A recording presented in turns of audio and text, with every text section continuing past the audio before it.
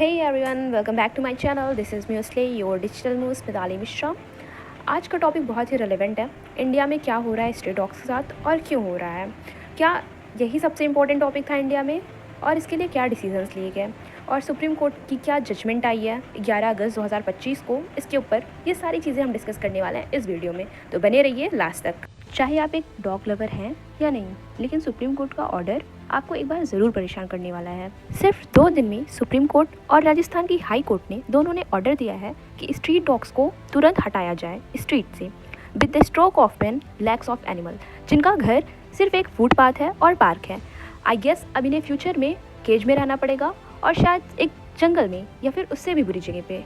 लेकिन कुछ भी जज करने से पहले first let's be clear, rabies and dog attacks are real and serious concern, but this solution chosen is neither practical, humane, sustainable nor economical. So now starting with the basic question, जो ये सारे dogs हैं वो जाएंगे कहाँ? क्योंकि दिल्ली में तो ज़ीरो सेंटर्स हैं, ठीक है। अब रही बात, जब ज़ीरो सेंटर्स हैं तो ये जो डॉग्स हैं ना, इनके लिए दिक्कत हो जाएगी क्योंकि इनकी जो पॉपुलेशन है वो 10 लाख है अराउंड। अब सोचने वाली बात है ना कि इतनी तो जगह है नहीं दिल्ली में कि वो रखेंगे कहाँ। अगर डिसीज़न लेना ही था तो पहले लिया जाता। 2021 से ये सारी चीज़ें रिपोर्टेड हो रही हैं जब, तो इतना लेट डिसीज़न क्यों आया? उसी टाइम पे गवर्नमेंट को, सुप्रीम कोर्ट को इस चीज़ पे रोक लगाना चाहिए था, इस चीज़ को इम्पोर्टेंस देनी चाहिए थी, इसके लिए प्रिकॉशंस लेने चाहिए थे। Even if by some miracle the money and land appeared overnight, what then? हज़ारों डॉग्स को हर दिन खाना खिलाना और उनका ध्यान रखना सिर्फ एक दिन की बात नहीं हो रही है यहाँ पे, उनकी लाइफ लॉन्ग तक, जब तक वो जिंदा रहेंगे तब तक उनका देखभाल करना, ये आई डोंट थिंक तो सिस्टम के लिए पॉसिबल है। और इतना अथॉरिटी कोई प्रॉमिस भी नहीं कर सकती है कि वो पूरी लाइफ लॉन्ग ये चीज़ की टेक केयर करने वाली है। अब बात करते हैं ये जो डिसीज़न लिया गया है इसका मेन रीज़न क्या था, with proper data and facts के साथ। कम विथ में सिर्फ 7 महीने में दिल्ली के हॉस्पिटल्स में 51,000 से भी ज़्यादा केसेस आए हैं डॉग्स बाइट के। वहीं पर 2021 में 63,000 से भी ज़्यादा केसेस रिपोर्ट हुए हैं। और अगर देखा जाए अप्रैल 2022 से मार्च 2023 के बीच में 39,000 केसेस रजिस्टर हुए हैं। और इसको अगर कंपेयर किया जाए अप्रैल 2022 से मार्च 2025 में 45 नए केसेस आए हैं, मतलब 13% इंक्रीज़ हुआ है। No I want to ask, अगर ये सारी चीज़ें 2021 से ही रिपोर्ट की जा रही थी और ये सारी चीज़ें पता चल रही थी कि डॉग्स बाइट, अटैक सब कुछ हो रहा है, तो प्रिकॉशन इतनी लेट क्यों हुआ? पहली चीज़ तो ये। और अगर प्रिकॉशंस लेने भी थे तो इनको स्टार्टिंग थोड़ा पहले तो करनी थी ना, कि थोड़ा सेंटर्स बनाए जाएँ जहाँ पे डॉग्स को रखा जाए, जहाँ पे उनकी हेल्थ चेकअप हो सके, जहाँ पे उनको प्रॉपर खाना दिया जा सके, जहाँ पे उनके ध्यान रखने के लिए कोई लोग तो रहें।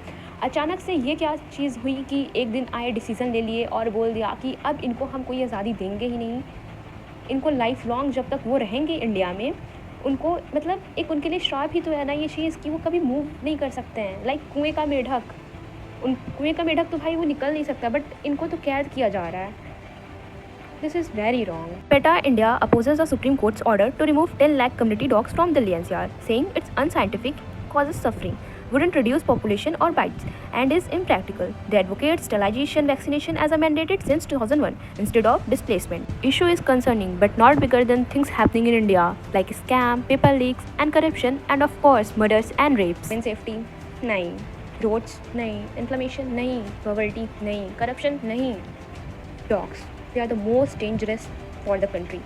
आई गेस इसके बाद तो अब हमारी ग्रोथ चाइना और अमेरिका जैसी हो जाएगी, हम तो सरपास ही कर जाएंगे उन कंट्रीज़ को।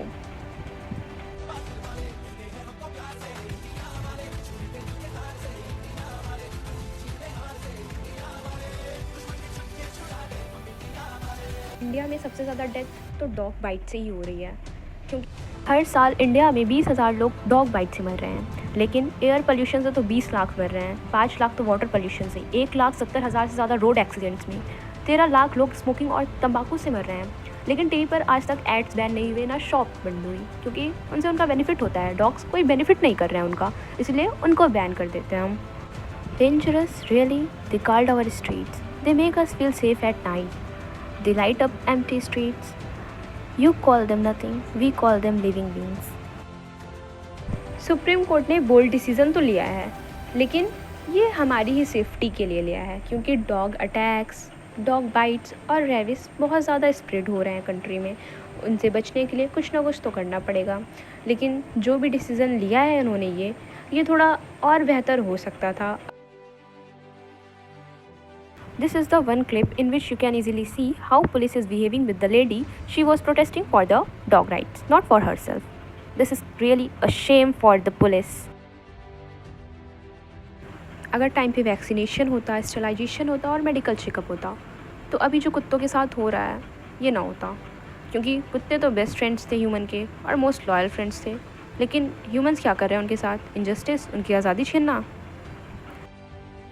This is just another clip in which you can easily see that how people come across Delhi and united for the dog rights and saying don't imprison them, just vaccinate them and give them right to live their life.